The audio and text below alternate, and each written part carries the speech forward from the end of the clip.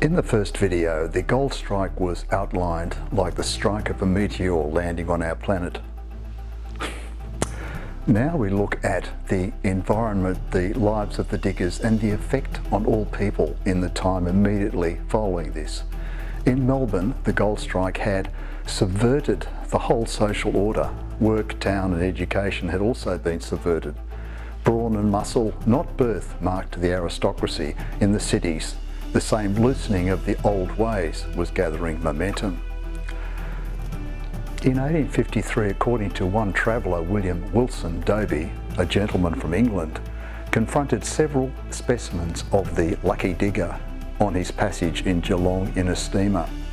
Now, the specimens were travelling in the saloon. That was the first piece of confusion. The second piece of confusion was they were also drunk as lords.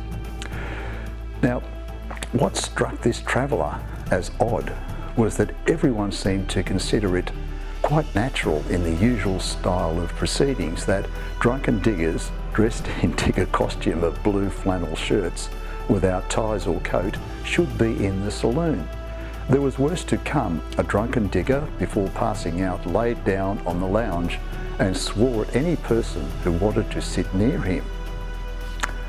In Melbourne, at the beginning of the 1852, gentlemen and their good ladies were giving up servants and doing everything for themselves. The few remaining servants were often so bad that their masters had to wait on them. Governor Charles La Trobe had to groom his own horse and feed it. Bishop Charles Perry and his wife were both looking very fagged and worn to death by having to curry comb their horses and act as cook, housemaid and nurse in addition to attending the cure of souls. There were real examples of what was happening in the rapid change.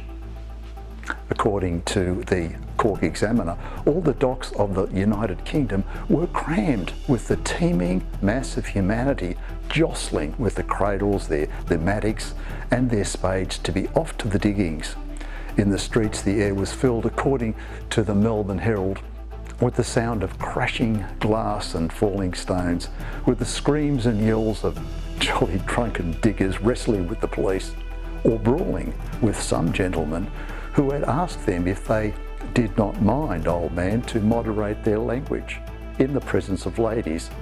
Wheeled wagons sunk in the mud to their axles, and drivers shouted and swung their whips, making hair and hide fly in all directions.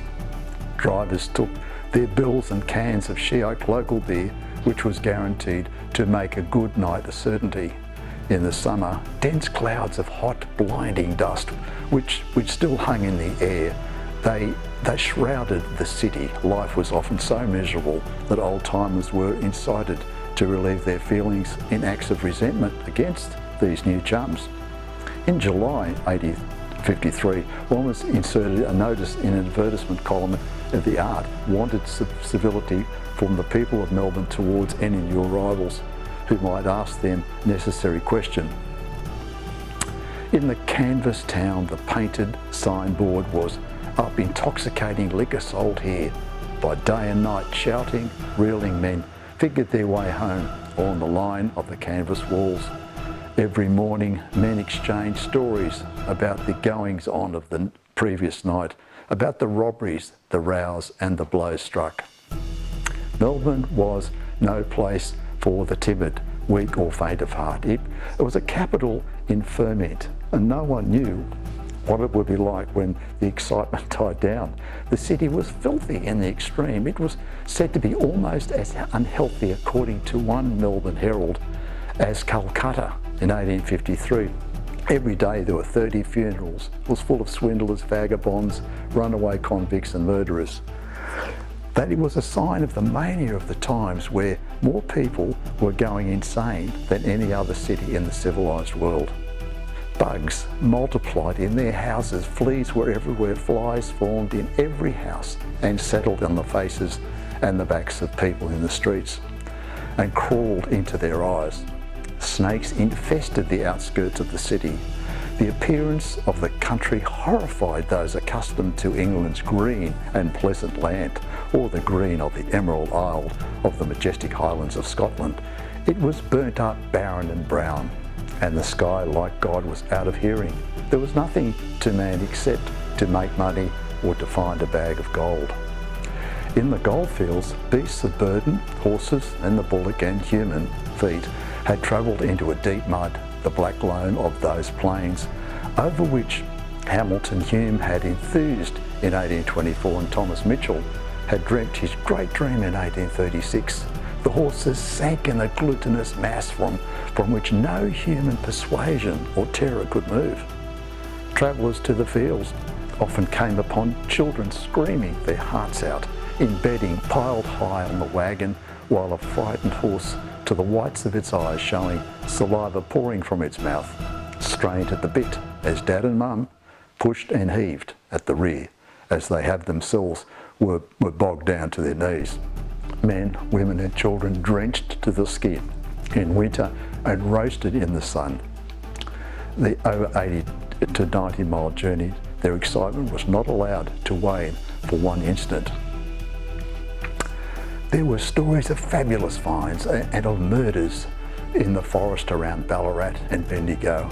They heard meetings of angry diggers who went on about the rights of man till diggers were feeling the pinch, who were finding it difficult to make ends meet, shouted at the speakers to cut the cackle and get on with the bloody licence tax. At the end of 1854, nearly 3,000 diggers near and around Bassas were furiously burrowing in the ground, their state of nudity, except for the piece of flannel tied around their waist, lived in booths made from branches of gum trees.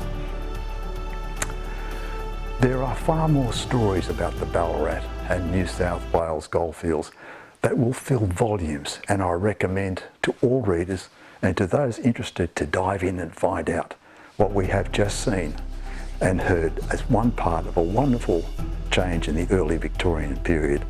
Thanks very much for watching and your interest. Keep an eye out for the next video.